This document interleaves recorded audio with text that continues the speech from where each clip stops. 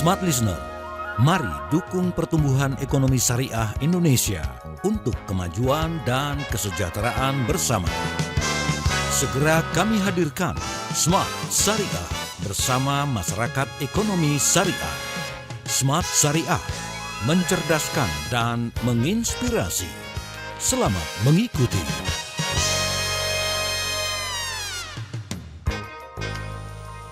Assalamualaikum warahmatullahi wabarakatuh. Selamat malam Smart Listeners di 8 Kota Radio Smart FM. Kembali saya Willy Darmawan menjumpai Anda dalam Smart Syariah. Gimana kabar Anda Smart Listeners di seluruh Indonesia di malam hari ini? Semoga dalam keadaan sehat walafiat dan menyimak perbincangan kami di malam hari ini dalam Smart Syariah. Topik kita di malam ini adalah membangun keamanan ekspor produk halal Indonesia. Nah, sebelum saya perkenalkan kedua narasumber di kesempatan kali ini, saya ajak Anda untuk menyaksikan di YouTube channel Smart FM karena kami juga sedang streaming, dan Anda yang mendengarkan juga di 8 kota di jaringan Smart FM juga bisa mengirimkan pendapat atau juga pertanyaan ke WhatsApp kami di 0812 11 12 959. Sekali lagi topik kita di malam hari ini adalah membangun keamanan ekspor produk halal Indonesia. Bersama dengan Ibu Haja Amalia Jayanti Abdullah SE BBA, Hons, anggota Komite Ekspor Halal. Halo, selamat malam. Assalamualaikum warahmatullahi wabarakatuh, Mbak Amalia. Waalaikumsalam, Mas Willy. Gimana kabarnya Mbak Amalia? Alhamdulillah, baik. Terima kasih telah bergabung bersama kami di malam hari ini. Banyak. Kemudian juga ada Mbak Mutia Safitri, Kepala Bagian Asuransi Perdagangan Ekspor PT Asuransi AC Indonesia. Assalamualaikum warahmatullahi wabarakatuh, Mbak Mutia. Waalaikumsalam warahmatullahi wabarakatuh. Salam kenal Mas Willy. Salam kenal juga Mbak Mutia. Terima kasih telah bergabung bersama kami di Smart Syariah pada malam hari ini. Sekali lagi Smart Listeners, kami ingatkan, kami juga sedang live streaming di YouTube channel sekarang juga. Saya langsung ke Mbak Amalia sebagai pembuka di perbincangan pada malam hari ini. Ini kalau membahas soal pentingnya ekspor ya, terutama produk halal bagi perekonomian Indonesia. Ini bagaimana sih Mbak Amalia dan kaitannya seperti apa? Ya, Assalamualaikum warahmatullahi wabarakatuh, Mas Willy dan listeners dari Smart FM. Saat ini secara umum industri halal sebetulnya telah menjadi sumber pertumbuhan ekonomi baru ya. Terbukti industri halal telah menyumbang 3,8 miliar US dollar terhadap PDB Indonesia setiap tahunnya. Selain itu, industri halal juga menyumbang lebih dari 1 miliar dolar dalam bentuk investasi dari investor asing dan juga membuka 127.000 lapangan pekerjaan per tahunnya. Kemudian juga tentunya membuka peluang ekspor karena berdasarkan market report di Halal Market Report di 2021-2022, ekonomi halal mendapatkan peningkatan PDB sebesar 5,1 miliar dolar per tahun. Ya, ini merupakan suatu peluang investasi juga, tapi masih bisa ditingkatkan sampai sekitar 11 miliar dolar per tahunnya. Tentunya jika kita lakukan inovasi dan peningkatan kualitas produk. Selain itu juga citra Indonesia tentunya sebagai produsen produk halal yang berkualitas dan sesuai prinsip agama juga akan terangkat. Demikian. Nah, kalau membahas soal ekspor produk halal ya, ini bisa disebutkan nggak contoh-contohnya apa saja yang mungkin menjadi unggulan bagi Indonesia yang mengirim produk-produknya, Mbak Amalia? Ya, produk halal Indonesia yang paling utama adalah F&B, makanan dan minuman, kemudian ada juga obat-obatan, dan juga fashion ya. Kita fashion kalau nggak salah nomor 1 di dunia berdasarkan halal report. Ya. Ya, makanan salah satunya ya. Ya, pertama makanan. Tujuannya apa? Di mana saja Mbak Amalia? Negara tujuannya ada negara-negara OIC, negara-negara organisasi kerjasama Islam. Juga ada negara-negara non-Muslim ya, karena Indonesia juga sudah bekerja sama dengan kurang lebih 104 lembaga halal di dunia dari 40 negara. Jadi halal Indonesia insya Allah cukup terpercaya di dunia. Oke, dan terpercaya ya dengan kualitas produknya yang tadi disebutkan Yes. contoh-contohnya. Baik, saya ke Mbak Mutia tentang perkembangan pasar global untuk produk halal ya dalam beberapa tahun terakhir ini. Ini bisa digambarkan nggak? Oke, baik Mas Willy, sama seperti apa yang disampaikan oleh Mbak Amalia tadi ya, memang untuk peningkatan ekspornya tiap tahun memang terus meningkat ya. Apalagi kalau kita melihat Indonesia sendiri dari segi penduduk gitu ya, mayoritas Muslim, otomatis juga kita mestinya bisa merajai gitu ya. Kalau dibilang dari segi kuantiti, mestinya kita sudah bisa merajai untuk produk halal dunia. Tapi sayangnya saat ini kita masih belum nih. Tapi kalau dilihat dari trennya, semakin tahun semakin meningkat gitu ya untuk ekspor dari produk halal ini sendiri. Dan untuk negara tujuan ekspor, betul sekali memang yang pasti adalah negara-negara OKI ya, yang memang notabene adalah negara-negara Islam. Tapi selain itu juga banyak negara-negara yang mungkin nggak kepikiran nih kita dulunya, misalnya kayak Australia, kayak Belanda gitu ya, mereka sudah mulai masuk gitu ke dalam industri produk-produk halal itu sendiri. Jadi memang ini cukup potensial ya kalau dari segi pasar global, dan untuk dari kita lihat dari peningkatan ekspornya juga makin semakin meningkat gitu tiap tahunnya, dan bahkan dari pemerintah kita sendiri melalui Kementerian Perdagangan juga sedang menggalakkan gitu ya, khususnya untuk produk-produk halal Indonesia, baik itu yang sifatnya F&B maupun sifatnya fashion, dan plus satu lagi mungkin industri kosmetik, karena ini juga cukup menarik trennya. Ada industri kosmetik juga yang masuk ya ke pasar internasional. Tadi disebutkan juga sama Mbak Mutia, ada negara-negara yang sebetulnya bukan mayoritas Muslim, tapi juga menerima ekspor dari kita, dari Australia. Nah, ini satu perkembangan yang sangat positif ya, Mbak Mutia. Iya. Artinya masyarakat yang mungkin bukan mayoritas Muslim, tapi juga mereka membutuhkan atau menggunakan produk-produk halal. Nah, ini bagaimana pendapatnya? Ya, kalau saya melihat mungkin halal ini udah sebagai lifestyle ya, atau gaya hidup ya saat ini ya, karena memang mungkin karena dari pemrosesannya, kalau kita bicara makanan, produk makanan gitu ya, makanan minuman, otomatis kalau ada label halal pasti kan ada proses-proses yang harus dilalui, dan mungkin dari segi katanya sih ya, kata si konsumennya sendiri itu dari segi rasa juga berbeda gitu. Memang untuk daging misalnya, kita ambil contoh daging gitu, daging yang dipotong dengan cara halal gitu, itu katanya rasanya jauh lebih berbeda dibandingkan mungkin dengan daging yang dipotong dengan cara yang biasa gitu. Nah, jadi saya melihatnya ini udah menjadi suatu gaya hidup di mana orang sudah memikirkan dari segi kesehatan, baik itu kesehatan jasmani maupun juga kesehatan mental, seperti itu. Baik, dan Smart Listeners, semakin menarik diskusi kita di malam hari ini. Anda sekali lagi kami ajak untuk menyaksikan di YouTube channel Smart FM, karena kami juga sedang streaming ya di YouTube. Namun kita harus jeda dulu, tetaplah bersama kami dalam Smart Syariah. Kami segera kembali, tetaplah menyimak Smart Syariah bersama Masyarakat Ekonomi Syariah. Smart FM, the spirit of Indonesia, part of Kompas Gramedia Radio Network. Kami hadir bukan sekadar menghibur. Kami hadirkan berbagai program berkualitas, membuka wawasan, menginspirasi, dan menguatkan, melewati berbagai krisis dan situasi penuh tantangan. Menjadi panduan pengambilan keputusan bagi para CEO, direktur, manajer, profesional, dan pelaku bisnis di berbagai bidang dengan SIS AB+, serta rentang usia 25 hingga 45 tahun. Agar bisnis dan karir yang dibangun berkembang serta melaju seiring perkembangan zaman, dijalankan sepenuh hati, penuh kecintaan, tanpa kehilangan jati diri, selalu memiliki pandangan terbuka dan luas. Smart FM Network, hadir untuk Anda di sejumlah kota di Indonesia.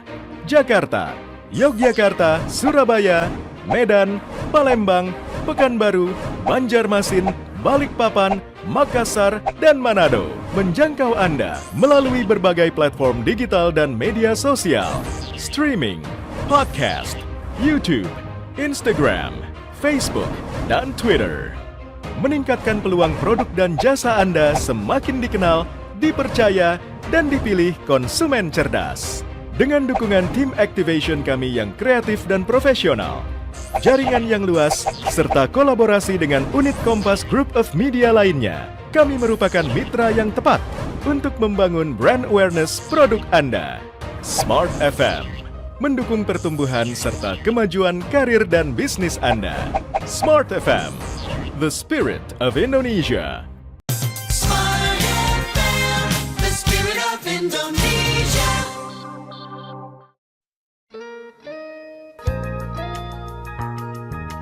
Kembali Anda ikuti program Smart Syariah bersama Masyarakat Ekonomi Syariah.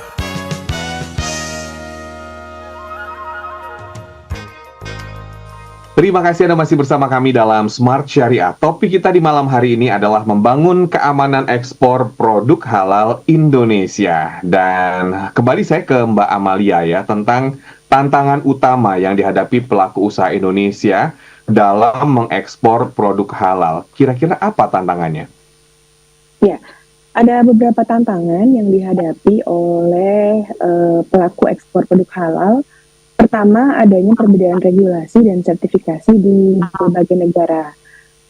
Perbedaan itu sebenarnya lebih ke interpretasi dan penekanan di aspek tertentu. Misalnya di suatu negara itu dia lebih ke aspek metode pemotongan, dan di negara lain misalnya lebih fokus ke kebersihan dan pemisahan jalur produksi. Yang kedua, adanya inkonsistensi kualitas produk. Nah, ini biasanya teman-teman UMKM yang masih seperti ini. Nah, itu mungkin bisa juga disebabkan oleh naiknya harga bahan baku. Karena mungkin dari tahun 2022 ya, kenaikan bahan baku itu sama sekali tidak bisa diprediksi gitu. Kemudian ketiga, biaya sertifikasi halal itu kadang-kadang masih menjadi kendala bagi pelaku UMKM.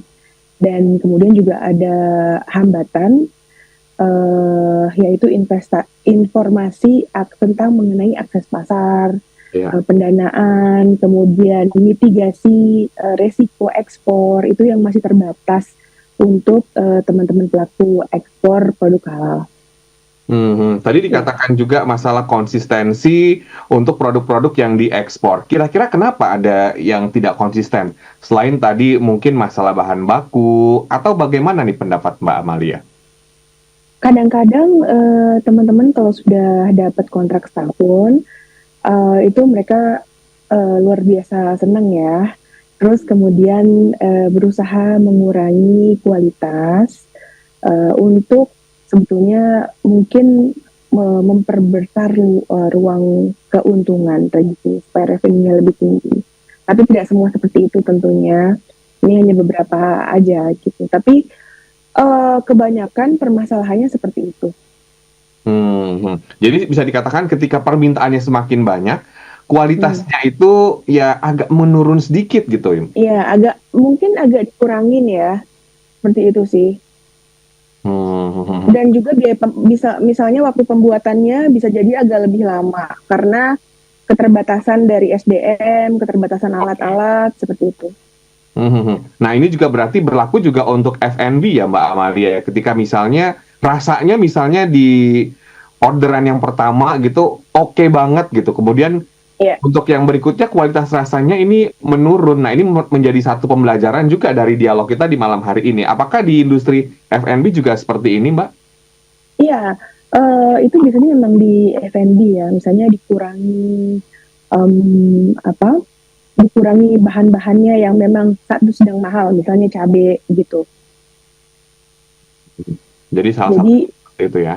Iya, betul.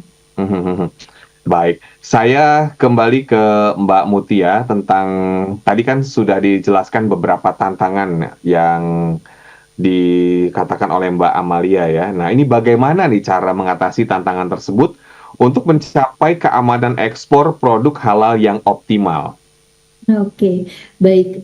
Tadi Mbak Malia udah cerita ya terkait dengan tantangan yang dihadapi khususnya untuk pemenuhan produk. Kalau mungkin saya lebih melihat ke tantangan yang dihadapi pada saat terjadinya transaksi itu sendiri, yaitu pada saat invoice itu dibayar atau tidak gitu ya. Ketakutan terbesar dari eksportir pastinya ya nggak cuma eksportir produk halal aja, tapi semua eksportir adalah tidak dibayarnya invoice-nya mereka atau tidak dibayarnya transaksi mereka oleh pihak bayar. Nah, ini menjadi suatu tantangan tersendiri sebenarnya karena ini akan mempengaruhi secara tidak langsung ke cash flow dari eksportir itu sendiri. Nah, memang dalam mengatasi tantangan yang besar ini gitu ya, isu yang terkait dengan pembayaran, sebenarnya penting sekali kita melakukan yang namanya mitigasi risiko. Mitigasi resiko itu macam-macam bentuknya gitu ya. Yang pasti mitigasi resiko ini adalah suatu cara yang bisa kita lakukan untuk meminimalisir agar kerugian itu tidak terjadi gitu ya. Atau kalaupun ada bisa dibuat serendah mungkin gitu resiko itu terjadi. Nah, resiko-resiko ekspor sebenarnya terbagi menjadi dua, Mas. Resiko ekspor itu terkait dengan pembayaran. Ada resiko yang terkait dengan resiko politik dan juga ada terkait dengan resiko komersil. Nah, kalau untuk resiko politik pastinya adalah terkait dengan regulasi yang seperti kata Mbak Amalia tadi, terkait dengan sertifikasi, perizinan dan lain sebagainya, itu masuk ke dalam resiko politik. Atau larangan impor dari suatu negara itu masuk ke dalam resiko politik. Sehingga itu menghambat terjadinya perdagangan produk-produk, dalam hal ini adalah produk halal. Dan ada juga namanya resiko komersil. Nah, kalau resiko komersil ini kaitannya lebih ke personal bayarnya, yaitu seperti wan prestasi, lalu juga bangkrut gitu ya, bayar tersebut ternyata bangkrut ataupun juga penolakan barang. Nah, untuk mengatasi ini semua, yang bisa dijadikan solusi adalah pastinya asuransi. Oke. Karena asuransi itu sebenarnya apa ya, sebagai backup kita apabila situasi atau risiko itu harus kita hadapi gitu ya. Jadi memang penting sekali meliterasi khususnya untuk eksportir produk halal gitu, untuk meliterasi mereka tentang pentingnya dan manfaat asuransi. Dalam hal ini kita sendiri di Indonesia sebenarnya punya untuk asuransi yang mengcover terkait dengan kegagalan bayar gitu dari pihak buyer. Dan itu memang kami juga salah satu asuransi ya yang milik pemerintah yang dibuat memang untuk memproteksi itu semua. Jadi dalam hal ini untuk mengatasi tantangan-tantangan tadi memang tetap kita harus melakukan yang namanya literasi gitu ya. Literasi khususnya literasi terkait dengan pentingnya ada mitigasi resiko dan pentingnya adanya asuransi seperti itu. Baik, tadi dikatakan juga ada kasus atau mungkin masalah-masalah terkait dengan gagal bayar. Ini banyak ya case-nya Mbak Mutia, terutama untuk para eksportir yang ada di Indonesia. Apalagi UKM gitu ya, yang memang sebetulnya sangat membutuhkan dana yang begitu cepat perputarannya karena mungkin keterbatasan dana. Nah, ini bagaimana? Ya, betul sekali. Memang kasus-kasus ini tidak hanya melekat ke UKM ya, bahkan industri pun juga akan terganggu cash flow-nya kalau memang terjadi kegagalan bayar. Apalagi UKM gitu ya, yang invoice-nya mungkin tidak sebesar industri-industri lainnya gitu. Nah, itu sebabnya kenapa kami di asuransi, di industri asuransi khususnya untuk asuransi perdagangan ekspor ini memang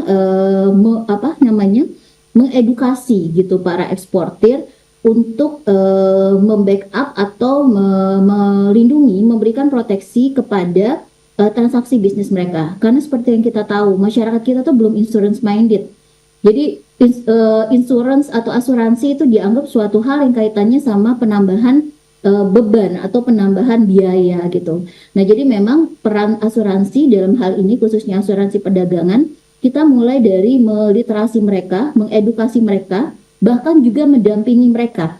Nah, untuk di ACI sendiri, kita memang memberikan layanan seperti melakukan investigasi buyer. Nah, ini penting. Karena dengan layanan investigasi buyer, kita tahu siapa yang akan menjadi partner bisnis kita.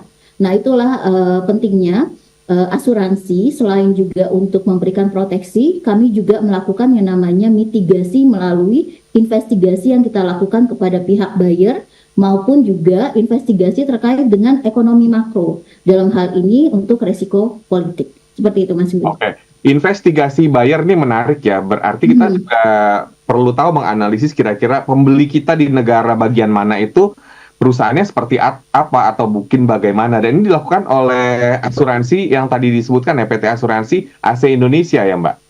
Iya, betul sekali. Memang kami mempunyai beberapa jaringan gitu ya, melalui keterlibatan kami di asosiasi. Jadi kami tergabung sebagai bagian dari Asosiasi Asuransi Ekspor Dunia, yaitu pusatnya di Bern Union di Inggris, di London.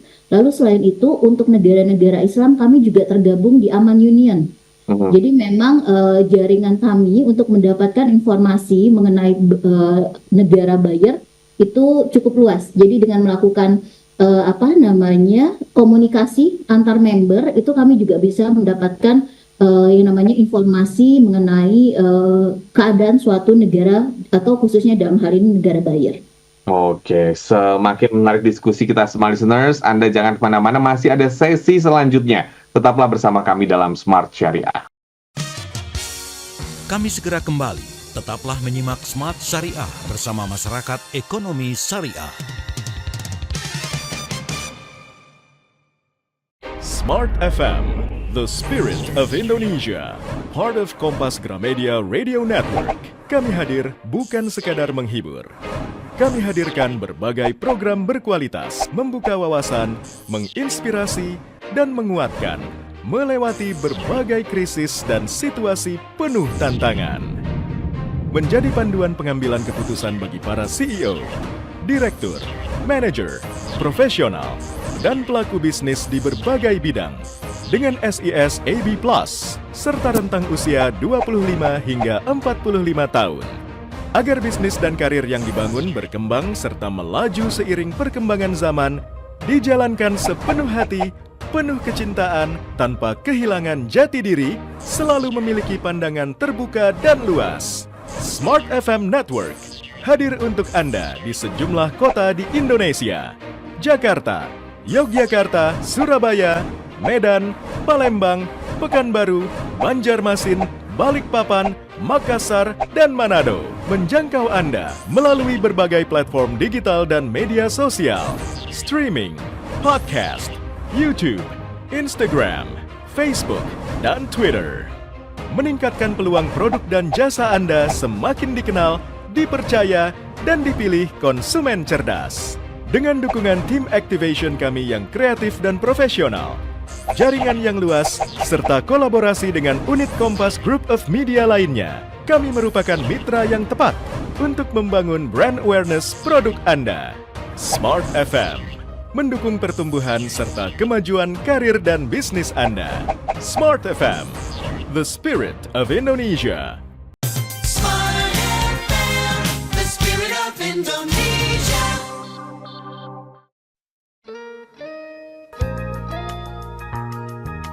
Kembali Anda ikuti program Smart Syariah bersama Masyarakat Ekonomi Syariah.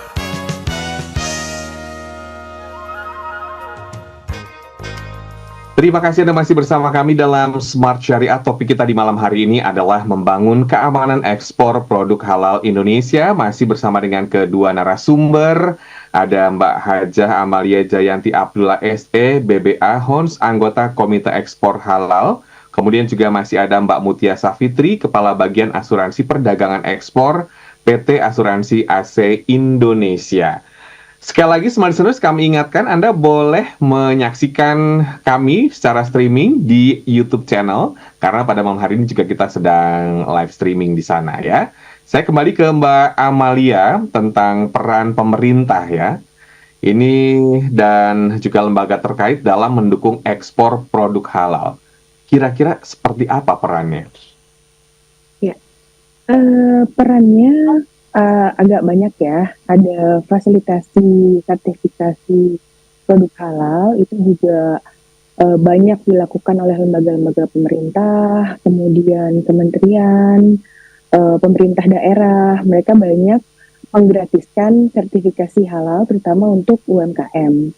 Kemudian juga kedua dibantu promosi halal, misalnya pameran dari dalam negeri yang dilakukan setiap tahun oleh Bank Indonesia melalui Indonesian Sharia Economic Festival (IEF) yang setiap tahun dilaksanakan. Kemudian juga kementerian dan lembaga pemerintah, misalnya dari Kementerian UMKM Binaan BUMN, mereka sering difasilitasi untuk ikut pameran di luar negeri. Salah satunya nih pameran Halal Expo 2024 di Turki yang merupakan pameran halal terbesar di dunia ya. Pameran-pameran ini juga dihadiri oleh buyer-buyer dan eksibitor dari negara-negara OKI yang berjumlah 50 negara. Kemudian juga ada business matching yang dilakukan oleh KBRI dan perwakilan dagang di kedutaan besar di seluruh Indonesia, seluruh dunia, dan ITPC yang ada di 55 kota di dunia. Itu mereka sering aktif mengadakan business matching dengan antara pengusaha di negara tersebut dengan pengusaha di Indonesia. Kemudian juga melalui FTA Center dari Kementerian Perdagangan, itu kita bisa tanya-tanya apa aja kesulitan-kesulitan yang dihadapi oleh eksportir. Dari sisi pendanaan ekspor, ada fasilitasi juga yang diawali oleh LPI dan ada juga BNI Ekspora. Dan untuk mitigasi resiko ekspor itu di-cover oleh PT Asuransi ASEI Indonesia. Tadi dikatakan juga tentang pentingnya sertifikasi halal karena ini juga kan ada program pemerintah ya yang mudah masyarakat UKM untuk mendapatkan sertifikasi halal. Nah, kira-kira ini apakah juga satu peluang yang sangat besar gitu ya ketika semakin banyak nih yang disertifikasi halal, maka akan semakin variatif produk yang akan diekspor nantinya, Mbak? Betul, sebetulnya kewajiban sertifikasi halal ini bukan hanya untuk produk ekspor aja, tapi untuk produk konsumsi dalam negeri juga, karena pemerintah kayaknya mewajibkan di tahun 2024 ini, di bulan Oktober, semua produk makanan dan minuman yang diedarkan di dalam negeri harus sudah tersertifikasi halal. Harus sudah tersertifikasi halal ya dengan target pemerintah tersebut ya. Tadi juga disebutkan salah satu caranya adalah dengan mengadakan pameran baik yang berskala nasional atau juga internasional. Ini seberapa efektif sih Mbak mungkin untuk para UKM gitu ya, harus bergabung di pameran karena mungkin banyak juga nih buyer yang hadir di sana, ini bagaimana? Iya, tentunya sangat efektif karena sejak misalnya mereka ikut di suatu pameran, itu jadinya mereka akan tahu selera pasar di negara-negara lain tentunya. Kemudian membuka peluang juga berkenalan dengan buyer dari berbagai macam negara, memperkenalkan produk mereka, seperti itu. Tapi biasanya biaya pameran yang cukup tinggi yang tidak bisa di-cover oleh UMKM, biasanya pemerintah akan membantu kementerian dan melalui kementerian dan lembaga. Dan biasanya untuk masuk ke satu pameran yang mungkin berskala nasional atau internasional itu tentunya UKM itu punya kesempatan yang sangat luas ya dengan seleksi mungkin dari kualitas produk, baik itu yang tadi makanan, fashion, dan lain sebagainya. Itu biasanya seleksinya gimana sih Mbak? Apa yang harus dipersiapkan oleh para UKM? Ya, tentunya harus sudah memenuhi standar pasar internasional, bukan hanya produk yang ini rasanya enak dan kemasannya seadanya gitu, tidak seperti itu, tapi sudah harus melewati 5K ya, kualitas, kuantitas, kemudian juga ketersediaan bahan baku, kemudian juga persyaratan-persyaratan dari sertifikasinya semuanya, kemudian juga kemasan. Dari hal tersebut perlu dipenuhi ya, sehingga Betul, standarnya itu terpenuhi dan pemerintah akan membantu sebetulnya dengan berbagai macam programnya. Oke. betul. Baik, nah ketika mungkin Anda para pemilik produk UKM di seluruh Indonesia yang mendengarkan kami gitu ya, punya cita-cita ingin mengekspor, kita juga ingin tahu nih seperti apa sih mungkin yang kaitannya dengan regulasi dan sertifikasi yang diperlukan untuk mengekspor produk halal ke pasar internasional. Bagaimana Mbak Mutia? Oke, yang pasti mandatory adalah harus ada sertifikasi halal gitu ya. Itu Nomor kan satu yang itu ya? ya, itu nomor satu tuh harus ada sertifikasi halal. Lalu yang berikutnya adalah sertifikasi yang mengikuti produknya. Jadi seperti misalnya ada sertifikasi Certificate of Analysis atau ada sertifikasi organik gitu ya, ada HCCP. Jadi memang hal-hal tersebut harus dipersiapkan oleh UKM maupun juga oleh eksportir dalam hal ini karena memang masing-masing negara nih beda-beda ketentuannya gitu. Tapi kalau HCCP khususnya untuk produk-produk F&B itu udah menjadi suatu keharusan ya. Hampir semua negara itu mengharuskan adanya sertifikasi HCCP gitu. Tapi untuk produk halal sendiri tadi organik sudah ada, lalu juga ada sertifikasi yang memang apa namanya mau nggak mau gitu ya, tidak hanya mengikuti permintaan dari suatu negara ataupun buyer, tapi memang harus dipenuhi dari segi untuk menjaga keamanan dari produk itu sendiri. Misalnya seperti fumigasi atau phytosanitary gitu. Itu adalah sertifikasi-sertifikasi yang umumnya memang harus dipersiapkan oleh seorang eksportir. Nah, saya selalu mengedukasi teman-teman eksportir kalau yang namanya ekspor itu karena banyak banget tuh jargon ya selalu bilang ekspor itu mudah, ekspor itu gampang, jadi eksportir aja gitu ya. Mungkin saya ingin coba meluruskan dalam hal ini. Menjadi seorang eksportir atau melakukan suatu kegiatan ekspor itu dibutuhkan suatu kehati-hatian yang sangat-sangat kalau menurut saya ketelitiannya mungkin tingkat tinggi gitu ya. Karena memang ekspor itu adalah sesuatu yang detail. Kalau kita salah dalam menentukan strategi atau kita salah dalam menyusun, kita bicara terkait costing and pricing aja deh, gitu ya. Jangan scope yang lebih besar tapi lebih ke biaya dan harga jual. Kalau kita salah, itu udah fatal gitu ya akibatnya. Pertama yang pasti kita akan mengalami kerugian. Lalu yang kedua adalah ya otomatis gitu ya, barang kita nantinya juga kalau dari segi perhitungan harga tidak kompetitif gitu ya, jadi nggak laku juga di pasaran. Itu akan berdampak. Itu kaitan dengan costing and pricing. Belum tadi bicara tentang kemasan. Kalau kita nggak paham cara mengemas yang baik, bisa-bisa barang kita sampai ke negara tujuan tuh nggak sesuai gitu dengan apa yang kita kirimkan. Nah, jadi memang perlu sekali yang namanya edukasi dan pendampingan, apalagi khusus UKM ya. Kalau UKM saya sangat menyarankan atau merekomendasikan mereka didampingi pada saat mereka melakukan ekspor. Karena kalau tidak didampingi nantinya ya apa ya banyak banget tuh nanti yang akan mereka hadapi drama-dramanya gitu. Dan apalagi kita berhadapan dengan negara orang dari negara lain yang secara budaya juga itu udah pasti berbeda. Dari komunikasi aja juga udah pasti berbeda. Jadi memang kalau terkait sertifikasi, kembali terkait sertifikasi dan perizinan, ada yang sifatnya mandatory, ada yang sifatnya mengikuti produk, atau juga ada yang sifatnya mengikuti regulasi dari negara importir atau negara buyer tersebut. Seperti itu Mas. Baik, dibutuhkan kehati-hatian, artinya kita perlu teliti dan mungkin telitinya ekstra gitu ya Mbak Mutia ya. Karena ada resiko-resiko yang sebetulnya ditanggung oleh para eksportir, termasuk juga tadi dibahas soal kemasan, bisa jadi nanti ketika sampai di sana produknya rusak gitu, atau kemasannya mungkin rusak atau mungkin tidak sesuai dengan standar, sehingga mungkin kurang laku atau mungkin ya ada hal-hal yang tidak diinginkan gitu ya. Berarti dibutuhkan edukasi yang sangat penting ya kepada para UKM ya Mbak Mutia.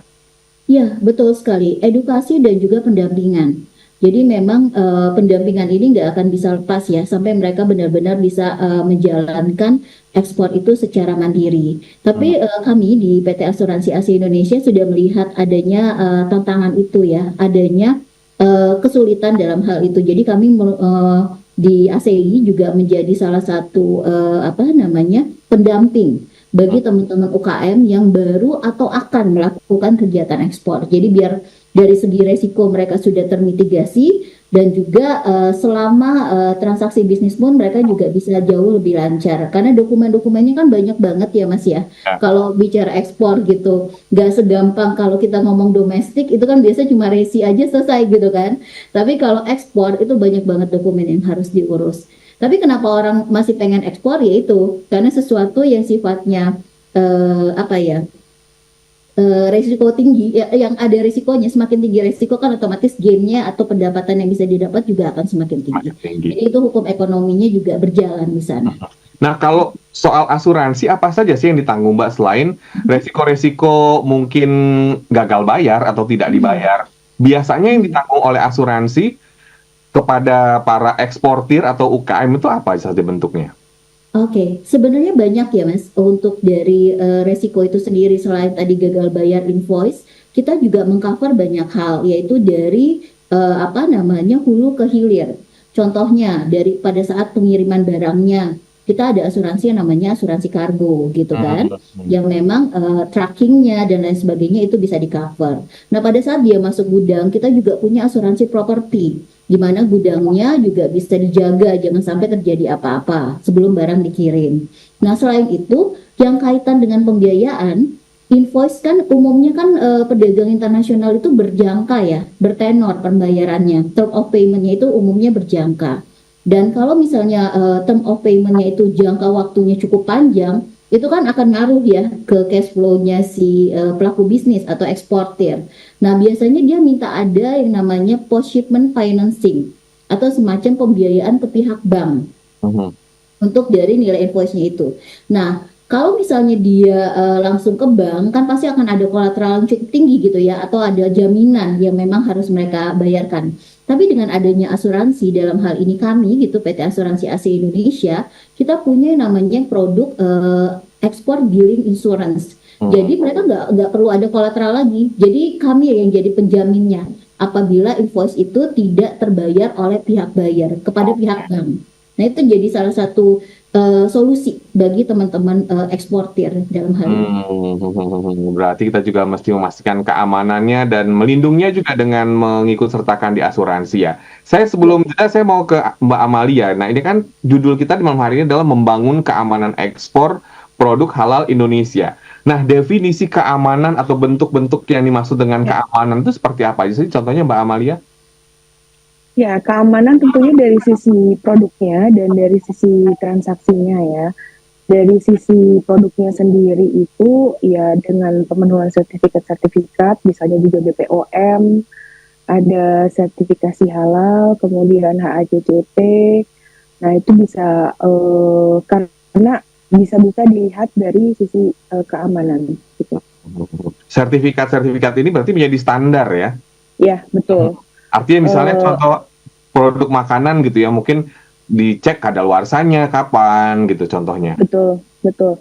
Tapi rata-rata kalau produk makanan itu kadaluarsanya mungkin minimal 2 tahun ya kalau untuk ekspor. Karena misalnya dihitung dari perjalanannya sendiri ke negara tujuannya itu bisa 2 bulan, 1 bulan gitu. Karena perjalanannya panjang. Nah, kalau jenis-jenis produk, mungkin sebenarnya ingin tahu juga nih, biasanya kalau makanan yang diekspor apa aja sih gitu ya? Apa aja contohnya Mbak Amalia? Iya, itu sih bisa apa aja, seperti misalnya biskuit, atau rendang, sekarang juga udah ada. Biasanya masa expirednya itu sekitar 1 tahun. Kemudian juga ada gudeg. Itu sudah banyak juga sih yang mengekspor gudeg di dalam kaleng ya, gitu. Gudeg, rendang, itu keripik, kemudian ya, betul. ya, nah kemarin kita juga ada salah satu UMKM binaan dari PT Pelindo, yaitu Xiaomi, itu dia produknya cuangki. Ya, tapi dia kalau nggak salah expiry date-nya itu sekitar mungkin masanya 1 tahun ya, 6 bulan sampai 1 tahun. Gitu. Jadi sebetulnya produk makan apa aja asalkan sudah memenuhi standar keamanan dan kesehatan sudah punya sertifikasi halal dan BPOM, itu insya Allah bisa diterima di negara tujuan ekspornya masing-masing. Dan kalau dari data mungkin bisa dikatakan permintaan juga semakin meningkat ya Mbak Amalia. Contohnya dari makanan tadi itu. Iya betul. Jadi permintaan itu kan bukan hanya dari orang penduduk asli di negara tersebut, negara tujuan ya, tapi bisa juga dari diaspora. Misalnya diaspora Indonesia di Saudi itu ada sekitar 1,5 juta orang. Nah untuk itu permintaan produk Indonesia di Saudi cukup tinggi karena dikonsumsi oleh diaspora. Oke, baik. Smart Listeners, gimana Anda yang punya usaha, apakah berminat untuk jadi eksportir gitu ya produk-produk Anda, baik itu makanan atau juga fashion dan banyak lagi. Masih ada sesi selanjutnya, nanti kita akan kulik lagi. Anda jangan kemana-mana, tetaplah bersama kami dalam Smart Syariah. Kami segera kembali. Tetaplah menyimak Smart Syariah bersama Masyarakat Ekonomi Syariah. Smart FM, the spirit of Indonesia, part of Kompas Gramedia Radio Network. Kami hadir bukan sekadar menghibur. Kami hadirkan berbagai program berkualitas, membuka wawasan, menginspirasi, dan menguatkan, melewati berbagai krisis dan situasi penuh tantangan. Menjadi panduan pengambilan keputusan bagi para CEO, direktur, manajer, profesional, dan pelaku bisnis di berbagai bidang dengan SIS AB+, serta rentang usia 25 hingga 45 tahun. Agar bisnis dan karir yang dibangun berkembang serta melaju seiring perkembangan zaman, dijalankan sepenuh hati, penuh kecintaan, tanpa kehilangan jati diri, selalu memiliki pandangan terbuka dan luas. Smart FM Network hadir untuk Anda di sejumlah kota di Indonesia. Jakarta, Yogyakarta, Surabaya, Medan, Palembang, Pekanbaru, Banjarmasin, Balikpapan, Makassar, dan Manado. Menjangkau Anda melalui berbagai platform digital dan media sosial, streaming, podcast, YouTube, Instagram, Facebook, dan Twitter.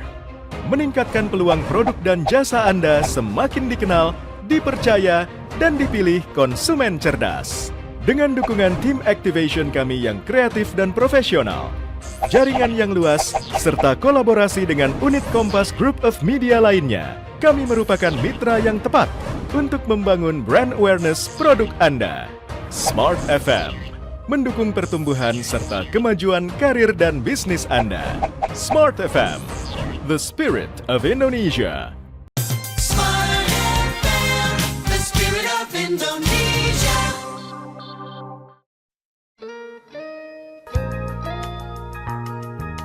Kembali Anda ikuti program Smart Syariah bersama Masyarakat Ekonomi Syariah.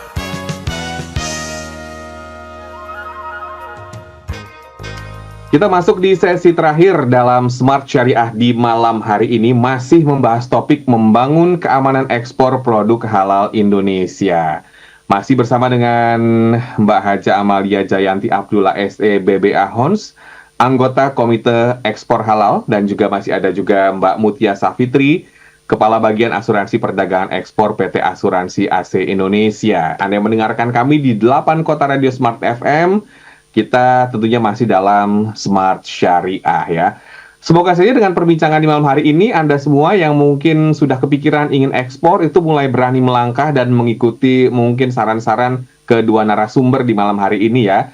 Karena sebetulnya Mbak Amalia banyak sekali ya produk-produk yang potensial di masyarakat itu kurang tahu gitu. Sebetulnya itu bisa dikembangkan dan dijadikan hal yang bisa diekspor. Nah ini bagaimana sih Mbak Amalia mungkin potensi-potensi yang ada di masyarakat yang sebetulnya perlu digali juga nih. Dibutuhkan peran pemerintah atau mungkin ya pemerintah setempat gitu ya. RT, RW, kecamatan gimana nih Mbak Amalia? Sebetulnya peran pemerintah mungkin dari Dinas Perdagangan dan UMKM itu mereka juga banyak melakukan pembinaan dan pelatihan itu untuk produk-produk makanan minuman ya, karena sebetulnya kita itu di Indonesia di domestik juga, pasar domestik itu memang sudah banyak pasarnya gitu. Mhm. Akan tetapi kalau memang tertarik untuk ekspor, itu memang seperti yang tadi dibilang oleh Mbak Mutia, harus benar-benar berhati-hati dan serius. Itu bukan cuman ikut-ikutan ya. Sekarang lagi musim ekspor, terus tiba-tiba banyak yang ekspor gitu. Karena ekspor memang ya tidak semudah itu tentunya. Mhm. Ada strategi-strateginya dan ada kisi-kisinya juga, harus sudah paham ilmunya.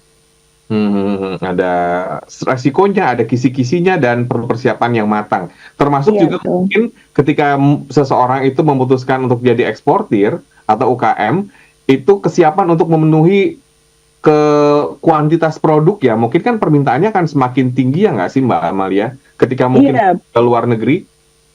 pasti. Jadi saya mau cerita lagi, ada salah satu UMKM yang dia permintaannya sangat tinggi untuk ekspor. Akan tetapi karena bahan bakunya itu selama ini masih impor, maka kita bantu untuk pemenuhan bahan baku yang masih bisa didapat secara lokal. Gitu. Tentunya untuk mengurangi budget dan juga untuk pemastian ketersediaan bahan baku. Oke, baik. Nah, kalau begitu bagaimana strategi pelaku usaha ya dalam memastikan keamanan dan kualitas produk halal saat diekspor? Silakan Mbak Amalia. Oke. Pertama kita harus memenuhi standar dan regulasi. Regulasi itu harus ketat ya, artinya secara pedoman hukum Islam dan regulasi suatu otoritas, misalnya BPOM, itu harus ketat dan benar-benar harus lurus gitu, jangan mau disogok dan lain sebagainya. Karena ini berkaitan dengan makanan minuman ya. Kemudian standar ini juga harus mencakup dari sumber bahannya, kemudian penanganannya, kemudian proses produksinya, dan juga kemasannya. Nah, makanya dengan begini, produsen Indonesia akan dianggap berkomitmen dengan kualitas dan keamanan. Misalnya makanan, kosmetik, obat gitu ya, itu memenuhi kriteria kebersihan dan kesucian tertentu sesuai syariat Islam. Kemudian kedua adalah labeling yang transparan. Nah, sebagai labeling itu kan sebagai alat identifikasi produk ya bagi konsumen dalam mencari produk-produk halal. Labeling itu biasanya ada kode-kode yang ini barang yang halal dan non halal gitu. Kemudian ketiga, kita bisa melakukan pelacakan produk sepanjang rantai pasok. Itu mulai dari sumber bahan baku sampai produksi dan distribusi produk akhir. Seluruh perjalanan itu harus dipantau secara cermat gitu. Sebenarnya pelacakan ini juga meminimalisir risiko kontaminasi, kemudian kesalahan label, praktek penipuan juga dalam industri makanan ya. Misalnya adanya kasus penarikan produk gitu dan kasus pengendalian kualitas pelacakan yang dengan pengendalian kualitas pelacakan yang cukup ketat, maka dimungkinkan juga untuk mengidentifikasi secara cepat dan akurat gitu terhadap produk-produk yang terkontaminasi sehingga bisa kita selamatkan yang masih ada gitu. Juga mengurangi resiko kesehatan dan bahaya bagi konsumen. Oke, nah pelacakan ini siapa yang melakukan? Konsumennya atau siapa? Pelacakan ini biasanya sih dari lembaga-lembaga terkait ya. Hanya dari BPOM gitu dan lembaga perlindungan konsumen. Gitu. Oke. Ya, satu lagi Mas ada juga pemeriksaan bahan bahwa maksudnya produk bahan itu juga bukan hanya halal tapi juga harus bebas dari bahan-bahan yang berbahaya, zat aditif, terus kontaminasi silang gitu. Mungkin kontaminasi bukan dari bahan ini tapi dari tempat lain gitu. Ini sebenarnya dilakukan untuk menciptakan pemahaman yang lebih komprehensif mengenai produknya. Baik ya, dan sudah jelas ya Smart Listeners ya tentang apa yang perlu dipersiapkan ya. Nah kalau gitu Mbak Mutia, ini tentang langkah-langkah yang bisa diambil untuk meningkatkan kepercayaan konsumen luar negeri terhadap produk halal Indonesia. Oke. Untuk ini ya, untuk ya jatuhnya ke promosi ya, bagaimana kita bisa menggrab pasar gitu ya, khususnya untuk produk-produk halal ini sendiri. Yang perlu kita perhatikan adalah brandingnya atau penamaan dari suatu produk. Jadi mungkin saya bisa ambil satu kasus gitu ya, di mana kita di produk yang namanya specialty coffee, kita punya produk yang dikenal dengan wine coffee. Nah, pada saat kita bicara wine coffee, itu udah pasti negara-negara Muslim itu akan memban gitu ya, tidak boleh masuk gitu, atau udah pastilah wine ini alkohol gitu. Nah, itu juga harus hati-hati dalam saat menentukan penamaan itu sendiri. Sebenarnya wine coffee itu tidak ada tingkat alkoholnya gitu ya. Memang dari segi rasanya memang itu seperti wine, tapi tidak ada alkohol di dalam ingredients dari coffee itu sendiri. Tapi memang saya juga udah dapat informasi terbaru untuk yang wine coffee ini sendiri. Sebenarnya namanya udah mulai dirubah, yaitu menjadi kopi dengan aroma wine gitu ya. Jadi memang penting sekali adanya penamaan-penamaan seperti itu. Lalu yang berikutnya adalah yang nggak kalah penting dalam strategi marketing adalah storytelling. Atau story behind the products gitu. Jadi memang kalau kita mau dapat pasar saat ini, memang pasar ini kan sudah mulai selektif ya, dan orang ini juga saat ini, konsumen ini sudah memikirkan pada saat dia mengkonsumsi suatu produk, mereka sudah memikirkan apakah dampak dari produk yang dia beli itu berdampak untuk diri dia dan juga berdampak untuk lingkungannya gitu. Nah, jadi penting sekali bagi eksportir khususnya yang mau masuk pasar traditional market maupun non-traditional market untuk membuat semacam cerita mengenai produk mereka. Contohnya misalnya isu-isu yang terkait dengan pemberdayaan wanita gitu ya, lalu juga isu-isu yang terkait dengan lingkungan hidup, itu juga menarik untuk diangkat. Atau juga budaya. Kita kan Indonesia kaya banget dengan budaya ya. Mungkin itu juga bisa diangkat dari cerita di balik produk itu sendiri. Nah, itu adalah beberapa strategi yang bisa kita lakukan gitu ya untuk menggrab pasar. Pastinya selain itu ya rajin-rajin tuh ikut yang namanya business matching, rajin-rajin tuh ikut yang namanya pameran gitu ya. Karena memang disitulah kita bisa ketemu langsung dengan pihak buyer, ataupun juga minimal walaupun pada saat itu kita tidak dapat closing gitu ya, tapi setidaknya kita sudah banyak lesson learn lah ya dari kegiatan yang sudah kita lakukan tersebut gitu. Mungkin itu sih Mas strateginya atau langkah-langkahnya. Ya, salah satunya adalah rajin-rajin ikut pameran. Mungkin yang baru pemula ya, Mbak Amalia bisa datang ke pameran juga ya. Kita kan pameran tahunan yang diselenggarakan oleh MES gitu ya. Biasanya. Iya, betul. Di Indonesia sendiri ada pameran yang besar sekali ya, Trade Expo Indonesia, nanti itu di bulan Oktober. Itu juga banyak sih produk-produk Indonesia yang ditampilkan di situ. Ya. Yang sudah sering diekspor tentunya. Oke, jadi Anda bisa tuh rajin-rajin ikut pameran atau datang dulu gitu ya, jadi bisa mempelajari bagaimana tentang persiapan ekspor di sana. Terima kasih banyak Mbak Mutia, terima kasih banyak Mbak Amalia atas waktunya. Semoga apa yang kita perbincangkan pada malam hari ini memberikan banyak manfaat untuk smart listener semua. Dan smart listener, demikian Smart Syariah. Anda yang terlewatkan perbincangan di malam hari ini bisa menyaksikan kembali di YouTube channel Smart FM karena tersimpan rapi di sana. Saya Willy Darmawan beserta dengan kedua narasumber mengucapkan terima kasih. Wassalamualaikum warahmatullahi wabarakatuh. Sampai jumpa.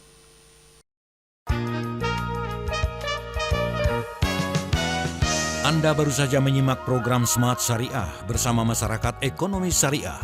Mari dukung pertumbuhan ekonomi syariah Indonesia untuk kemajuan dan kesejahteraan bersama. Smart Syariah, mencerdaskan dan menginspirasi. Terima kasih dan sampai jumpa.